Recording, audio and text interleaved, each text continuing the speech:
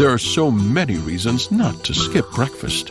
So many savory, mouth-watering, tasty, delicious beyond all belief reasons. Actually, that last one was pretty convincing. Stop by for a McDonald's breakfast. Mix and match a sausage biscuit, sausage McMuffin, sausage burrito, or hash browns, any two for just $2. Price and participation may vary, cannot be combined with combo meal. Hey guys, it's Allie. Welcome back to Infertile AF, the podcast. This is episode 129 called Stephanie G. Today's episode is brought to you by BELI, prenatal vitamins that help get your body the healthiest it can be to welcome a new little life. BELI's vitamins are formulated to optimize fertility and prenatal health for men and women through all stages of pregnancy, from conception through to post-pregnancy. BELI's revolutionary science-based formulation fuels your fertility to help support egg quality, hormonal balance, and increase your overall fertility health. And thanks to science, we know that sperm counts. BELI's for Men Prenatal, specially formulated with clinically proven nutrients, optimized to help increase sperm count, improve sperm morphology and motility, help with egg penetration, and boost overall fertility. To get started with BELI, go to belibaby.com and use code ALLIE15 for 15% off your first month of either BELI Women or BELI Men. Again, it's belibaby, BELIBABY.com, and use code ALLIE, ALI15 for 15% off. Thanks, BELI. Okay, guys, so today my guest is Stephanie Gottlieb, who is a fine jewelry designer who lives in New York City. She's also a mom of two, but it was not an easy road to get to her two babies. So she's going to share her story with us today. She's going to talk about going on Clomid, the devastating chemical pregnancy that she had on her husband's birthday, being diagnosed with skinny PCOS and what that means exactly, and what happened when they did end up doing IVF. So it's an incredible story. I want to thank Stephanie for sharing. Without further ado, this is Stephanie's infertility story.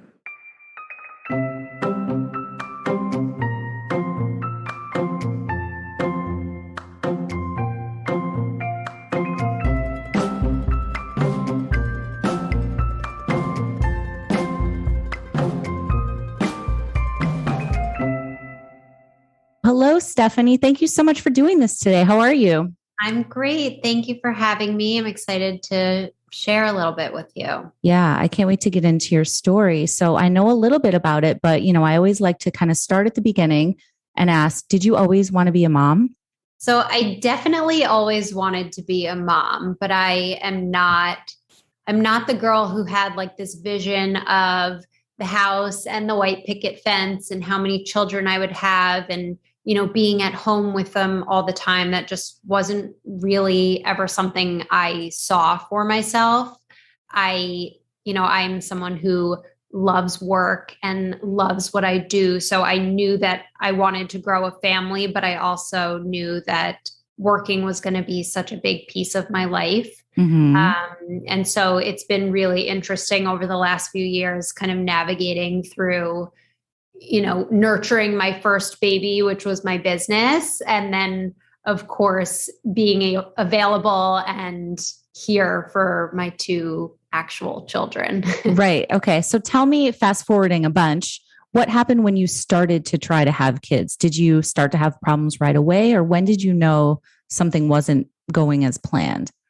So I think it was probably like most people, I kind of went into it blindly, not realizing that there were so many pieces at play and that, maybe I wouldn't get pregnant right away. I think so many of us are just kind of trained to believe that like, if there's no condom, you're getting pregnant. And so that's sort of what I thought would happen. And I think we went into it super optimistically. My husband and I have been together since high school. So same. Oh, really? Yes. So there was never like any urgency or rush. We were never planning as kids to, grow up and have babies. It was right. You weren't talking about kids in high school, right? Yeah. It was like, how do we not get pregnant? Right. We had such a long journey together that, we got married and still had time and traveled and kind of did everything we wanted to do. And then when we were finally ready to have kids, we went into it just thinking it would happen. And 6 months passed. And I think for the first few months, it's fun, right? Like you're just having more sex than usual and right. not really thinking too much about it. But as time goes on and things don't happen, certainly we started to wonder why it wasn't happening. And then it puts this whole new pressure and perspective on what should be fun and light and exciting. And so that's kind of what happened. And in hindsight, I wish I had done more research and kind of spoken to an OB and learned about, what potentially could go wrong. And I don't think enough of us are proactive about our fertility. And maybe I'm skipping ahead here too. Yeah, that's okay. But I didn't know to ask questions. Right. So 6 months into it, what was it you just weren't getting pregnant or had you had a loss? We weren't getting pregnant. Nothing was happening. Mm-hmm. I didn't really even know that I should be peeing on sticks to know when I was fertile. And honestly, my period had been so irregular for my entire young adult life that predicting that window was getting more difficult. So I consulted with my OB at some point, who just kind of told me to stick with the sticks and, be diligent about timing and try a few days before and a few days after, just in case it was a little bit off. So I did that. And, it was a year later. I was frustrated and disappointed and basically having sex was a job. And my husband and I, it feels like so long ago now that I'm almost desensitized to how emotional and, it really took a toll. Right. My husband and I stuck together and I don't think it hurt our relationship, but it definitely, tested my patience. And absolutely, there were moments where I didn't really want to keep going. And certainly having sex was no longer fun. Yes, I can relate to that 100%. I remember sweating and crying and being like, just stick it in. There's nothing sexy about it. It's the least sexy sex ever in the entire world. Totally. And that's just not how it should be. And it's not how you imagine it to be. I remember the first time we tried, we were in France on a summer vacation and we were like, if it happens, we're going to name the baby Eden because we were at Eden Rock. Oh my God. All this, fun and fantasy to it. And that just gets lost as time goes on. So you're doing it wasn't until a year in that we consulted with a fertility specialist. Okay. So you'd been doing the ovulation predictor kits and peeing on those and stuff. And then, so what happened when you finally went and saw an RE or an REI, and how did you find that person? Did you ask friends or? We found her through my OB. I had been with my OB from the time I was a teenager. He delivered me. Oh my God. So cool. This was someone my mom knew. And, he's definitely a little bit old school, but I figured I'm here once a year. It really doesn't matter who this guy is. As long as I can go and get an easy checkup and get out, that's all that mattered. Yeah. But as I was going through the process and realizing how much time might need to be spent with this person and that I wasn't necessarily getting the care that I felt like I needed, because when you're doing this and it's not working, it becomes so emotional. And I'm not saying that a man can't do that job, because I ended up working with a man in the end at CCRM, but I just didn't feel any emotional attachment to this man. And I felt like it was time for a change. So he referred me to this fertility specialist who thought that we did, oh God, I don't even remember, Clomid. Okay. Yep. So put me on some medication to help predict the timing of when I would be ovulating. We tried that. I got pregnant had a chemical pregnancy, miscarried on my husband's birthday on a plane to Hawaii. Sorry. I'm so sorry. And you know what? I knew ahead of time that it was going to happen because as soon as I got pregnant or saw the, pregnant stick, I went to my OB and he said, you know what, the numbers are not looking good. This is going to end in a miscarriage. So like I had a little bit of a heads up. Yeah. How did it feel to hear those words though? That's always it's such a knife to the heart. Yeah. And I blamed him. I never wanted your husband or the doctor? No, the doctor. Oh, okay. I just never wanted to be in that office again. I felt like he was so cold and like straight with those facts. And I wanted like a little bit more of a loving, kinder voice telling bedside me that. manner. And yes, the bedside manner was missing. Yeah. And so that happened. And as soon as we got home from our trip, I switched my OB. I continued seeing this woman and I kept going with her. We did the Clomid, I think 3 times. Did you have any bad reactions with Clomid? Because so many people I talk to, it's like the Clomid crazies, or it makes like somebody said they felt like the Incredible Hulk. Like it just made them so angry. I didn't, but at that point, like who knows if what I was feeling was from that or just the general, like being exhausted of this whole process. Completely. Yeah. And so I don't remember the exact timing, but eventually I was in my office complaining to a client about what I was going through and how frustrated I was and that it just wasn't happening and I didn't know what to do anymore. And she had just frozen her eggs and she said, you have to meet with this doctor, Brian Levine at CCRM. He's amazing. He will handhold you. He will make you feel confident and he'll help you understand what's going on. Right. That must have been a relief to feel like I'm going to finally find somebody who's like a teammate, And at first I was like, you know what? I'm already working with someone. Like we're kind of trying different things. I'm going to see this out. And then I think 2 weeks later, I had somebody else in my office. And of course, this was very much top of mind. So I'm, venting again to somebody who I was close enough to vent with. And she mentioned CCRM again. It was a different doctor, but I was like, all right, if there are 2 people in my network going to this group, then I need to see what's going on here. Right. Okay. So I did make an appointment. Yeah. And what happened? Like when you guys went in, did your husband go with you or? My husband went with me. Okay. The reason I ask is because I went alone because my husband was not on board with doing IVF at first after all we'd been through. So it's just interesting. Like he was like, you go suss it out and report back. And I was like, okay. My husband was probably more proactive than I would have been. Interesting. He was the one who suggested we reach out to, the higher powers of fertility specialists.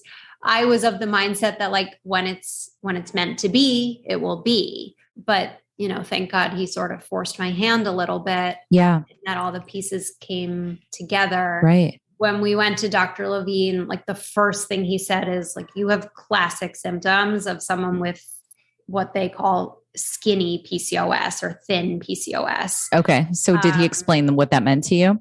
He did. And I'm not even going to try to explain it to you. I don't know how familiar you are, but I can't explain it in an eloquent way. So I'm not going to. Okay. But essentially the typical symptoms you see for somebody with PCOS are symptoms I don't show. And so most doctors wouldn't even think to explore that avenue because I don't look like that typical patient.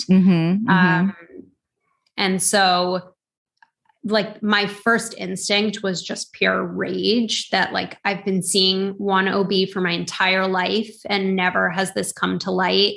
Right. I just went to another fertility specialist who I've now been seeing for 6 months. We just did an IUI and at 0 point in the conversation did PCOS come up. Wow. And here I am sitting at my first meeting. Within 10 minutes, this guy can tell me what's wrong with me. Oh my God. I would have been so frustrated as well. Cause everybody knows, like when it comes to infertility, like the time is just ticking and passing you by. So like any time that's wasted just adds to the complication of this and the frustrations of it.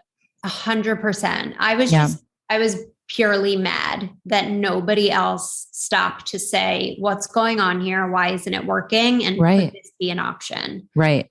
And so like from that first meeting, I met with one of the most incredible nurses on staff, and Dr. Levine was just, his personality is magnetic. Like he was just so kind and so confident and so comforting. And so like we knew instantly that we wanted to do this with him. If someone was going to get us pregnant, it would be him. Right. And we like jumped right in. Yeah. So what was the plan? He said like from the start, like, you will get pregnant. This is going to work for you. You just need a little bit of help. At that point, like I wasn't getting regular periods at all. So those ovulation sticks were doing absolutely nothing for me. I was completely missing the windows, trying at the completely wrong times. And so we planned to do IVF. And when we, did the egg retrieval, we ended up with the best case scenario, like so many, I think we ended up with like 19 fertilized eggs. Wow. That's incredible. So wait, just backtracking just a little bit, how did you do with the stims and the meds and all that leading up to the retrieval? Right. That's the part that I like blacked out from my mind. So I know it's hard to remember too, all these, years later. It is. I forget all the details of mine too. I remember, so the first few times there was a nurse that I loved. She was so, so sweet and gave me her cell phone number and said, if you have any problems, text me. So she came over for the first few times I did it. And I didn't want my husband to do it. I don't know why, like he was actually pre-med before he wasn't, but like he loves medicine. Like he totally could have done it. No problem. But for some reason I had this like instinct that I had to do them myself. And even like if the door was open or I could like hear him in the background, I couldn't do it. I had to just like be alone in the bathroom with the door closed and pure quiet. Yeah, I get that. I don't know. It was just like this moment for myself. And I remember like having to talk myself up, like, you can do this. It's not so bad. And I think the worst part was not like sticking myself with a needle, but like seeing the bruises afterwards and having that like stick with me for weeks and weeks on end. Yep. It was just like this constant reminder in the mirror that like I was having to do this every day. And there were definitely days where like I would just sit there for 30 minutes, like be, almost like right before you jump into a pool or take a dive, like you have that moment where you stop yourself. And I just remember that moment like over and over again. Yeah. Wow. That's so interesting. So did you have any friends who you could talk to, or like anybody who was kind of going through this while you were going through it? Or like, what was your... I didn't. Yeah. And I remember, so I'm the oldest of my family, and my family is not like super open about these types of things. And like even telling my parents we were going to do IVF, I remember like was a big deal to have that conversation. Like it was like a sit down dinner with me, my husband and my parents. Like we talked about it. So I wasn't really sharing with anybody. And I was in a place like, I think so many of us are of like embarrassment that I had to do this and that it wasn't working for me and that all these people around me were getting pregnant, no problem. Right. I think luckily for me, my husband and I were like the first of our friends to get married. So we were also at the beginning stages of our friends trying to get pregnant. So I'm thankful for that timing, because had I been a year later where, all my friends had kids, this would have crushed me. Like, yeah, that's such a good word for it. It is crushing. It's crushing when people around you are seemingly, there's those people like, oh, I just looked at him and sneezed and I got pregnant. And you're just like, that literally happened to my best friend, like weeks after I was pregnant. So like the timing was right for me in that sense. Right. Understandable. But I do remember, regardless of like what my close network was going through, like every Instagram post, every Facebook post of a baby announcement felt like a personal attack. Like I was in such a dark place that I couldn't be happy for other people.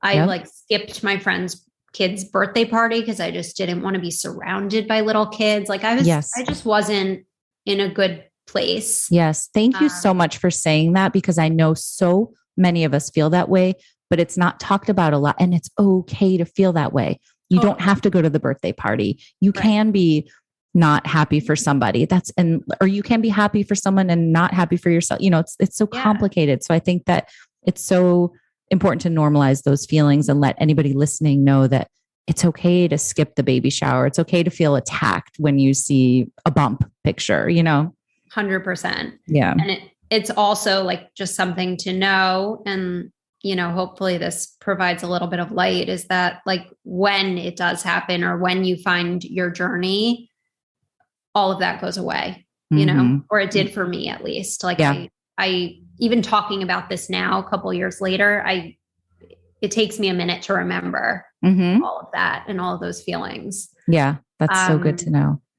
Okay. So you did the retrieval. When I started, I was not sharing with my friends because I didn't want to also have to share that something didn't work.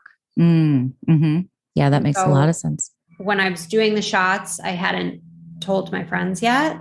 I didn't tell them until we did the egg retrieval and I had some good news, and Dr. Levine made me feel pretty certain that it was going to work on the first try. Mm-hmm. So I did tell them, and they were really good about not asking questions. And I kind of prefaced it by saying like, this is what's happening.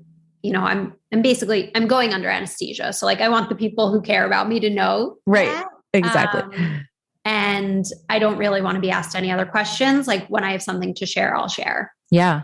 And so like, I got like a couple of, just making sure you're good and checking in on you. And that was enough to like know that my friends cared and were thinking about me. But it wasn't until I had, the stick that said pregnant that I actually shared with more people. Right. So did it end up happening that first time? It did. It did. It worked. Wow.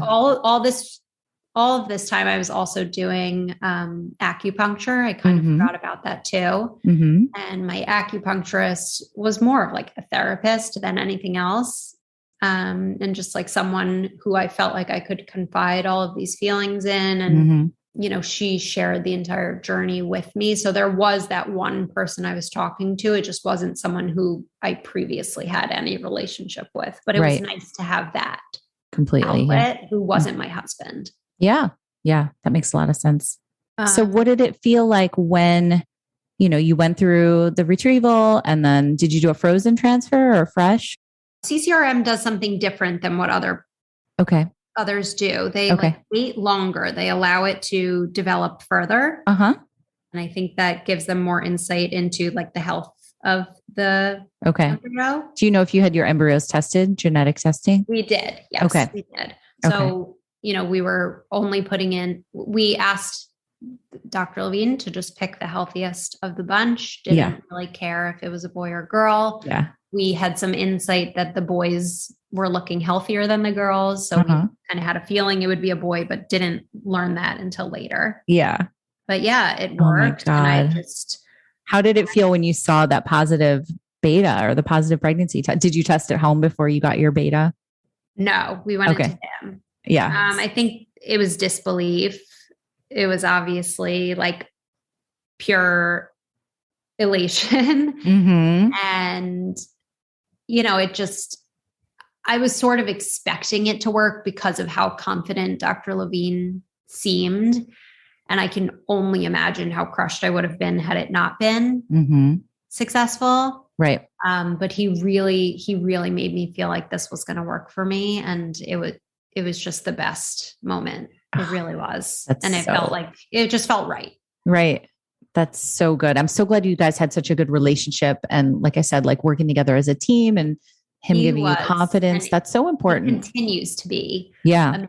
I think like when you are going through any fertility journey, those members of the team, like they become like family. You're with them so often, like even the people drawing my blood every 2 days. And, the nurse that allowed me to text her when I was needing to ask about medications or, how much should I do of this? And Dr. Levine still is like my go-to for all medical questions. He refers me to every doctor I see. I just trust him implicitly. So I feel really lucky that I found them. That's so great. So your firstborn is how old now? He is 3. Oh my gosh. Yeah. So what was that like when you finally, how was the pregnancy and when you gave birth and finally had that baby that you'd been wanting for so long in your arms? How did that feel? And how did your husband feel? It was so amazing. I mean, you can't describe the feeling of having your first child. There's so many question marks. You just have no idea what to expect, no matter how much people try to explain to you what you're about to go through. Right. And yeah, I mean, it was amazing. It's just unlike anything I can describe. Yeah. Really. Yeah. And Jordan is, he's my little rainbow baby, and rainbows have always had like a place in my heart. Yeah. Aside from infertility and my miscarriage experience. But like, I feel like that kind of all came together too. Yeah. That's so wonderful. So after you had him, did PCOS continue to like rear its ugly head, or like, did your cycles get regular, or like what happened next? My cycles did not get regular. They still are not regular. I decided not to go back on birth control just because I really like the way I feel not on it. And I'm scared to go back on it. And that is how I had my second child. Oh, wow. Okay. So you didn't do like assisted reproductive We anything? did not. Okay. Goldie's now, she'll be 1 in 2 weeks. She was a complete surprise.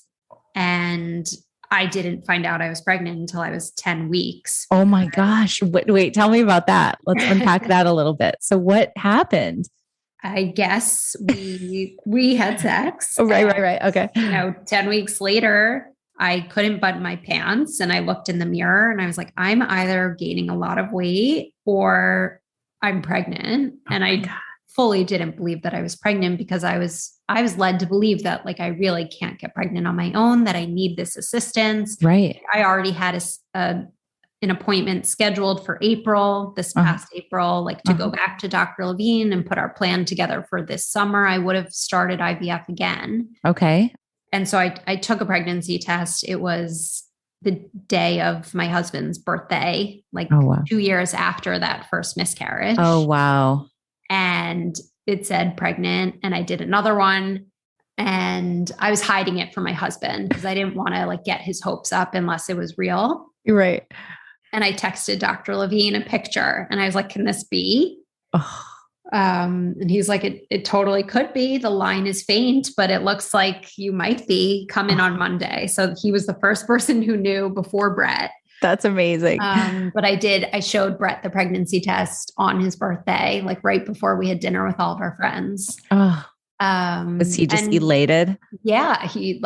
I took a picture of his face, like while I was showing him. That's awesome. And it was just like classic, so perfect. And thank God it was a healthy pregnancy. And, my journey continues. I have no idea if I were to try again, what that would look like, but I feel really lucky that I didn't have to do that process again. Right.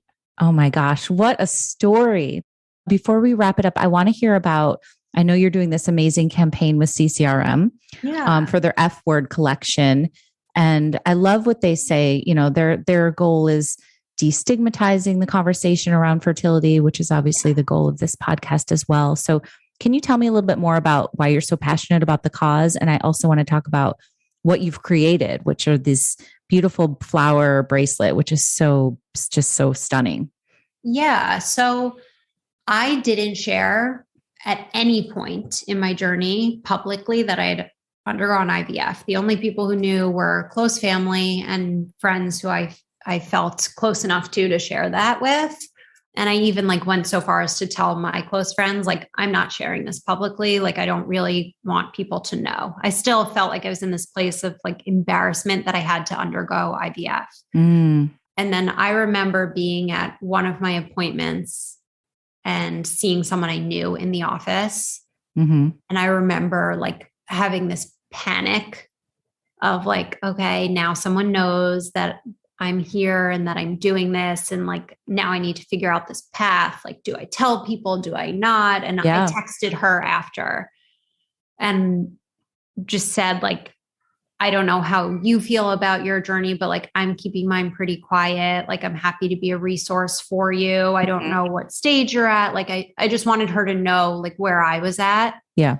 And, she wrote back like, no big deal. Like, this is my second. Happy, I'm not going to share with anybody that I saw you there, but I can always answer questions for you, blah, blah, blah. And I like felt badly that I was so embarrassed to have done this. And here I am, like, it worked for me, and I have this gorgeous boy, and like, there's nothing to be ashamed of. Right. Exactly. This was just like my journey. And there are other people, obviously, who I didn't know were undergoing IVF who did it too. So like, what's the big deal? And so almost like a year after Jordan was born, I felt this need to share. I felt like I was hiding a secret, and I'm pretty open on my Instagram, and I share a lot of my life.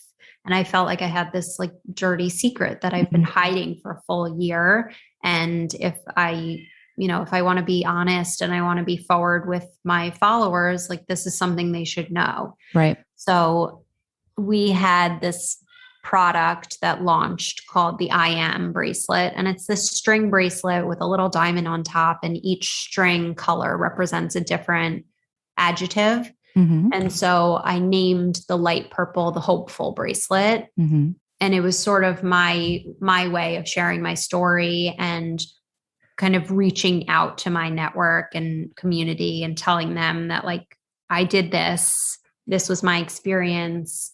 And, the hopeful is not only for others who are going through this, that, they have also a success story to share, but that by sharing all of this, like, we can help uplift others, we can help educate each other, and we can help each other get through kind of these darker moments. Yes.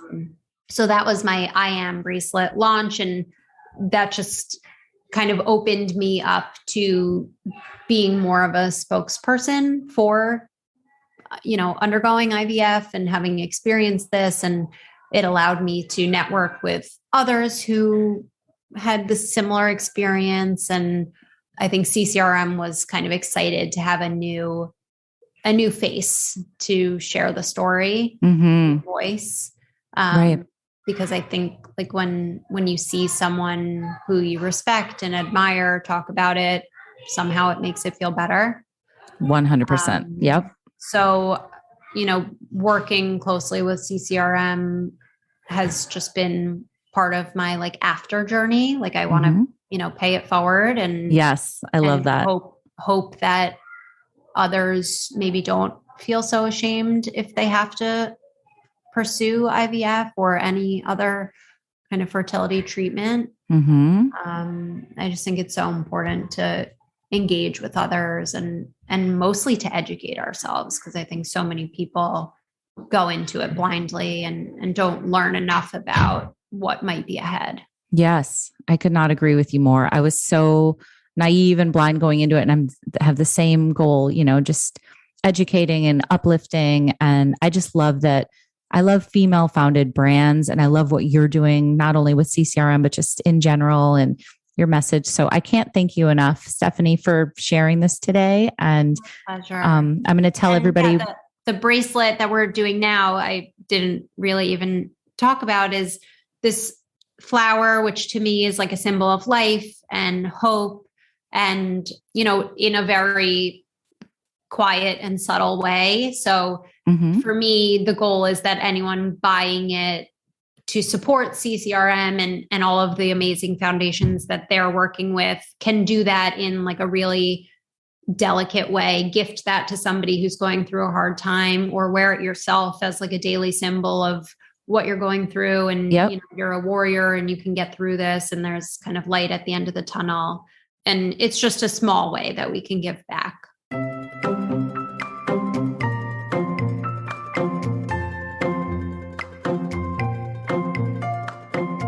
All right, everybody. Thank you so much for listening. And Stephanie, thanks again for sharing your story. Guys, definitely check out the F Word collection, which is at ccrmivf.com. They're having this unique shopping event that only goes through August 31st. 2021. So that is happening right now, but it ends soon. So check it out. And if you want to follow Stephanie on Instagram, she's at Stephanie Gottlieb.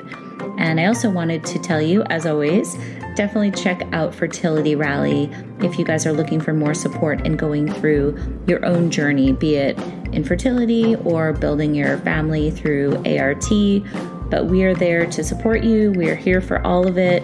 We've got weekly support groups, 2 per week. We've got all these great events and just this community of women who get it. So check out fertilityrally.com. Follow us on Instagram at fertilityrally. And one more quick thing, if you don't mind, if you haven't already, reviewing and rating this podcast on Apple really helps us get noticed. So go over there, give it a 5-star rating and a very quick review, and I would be so appreciative. All right, thanks, y'all. Talk to you soon.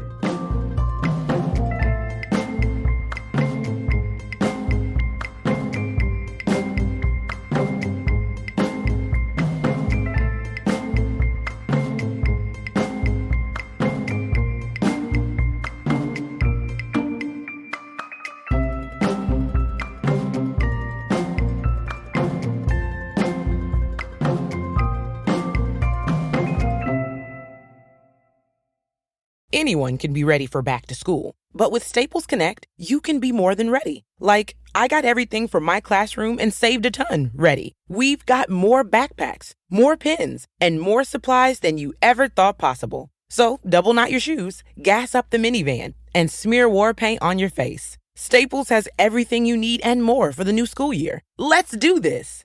Just visit your nearest Staples store or go to staplesconnect.com for inspiration.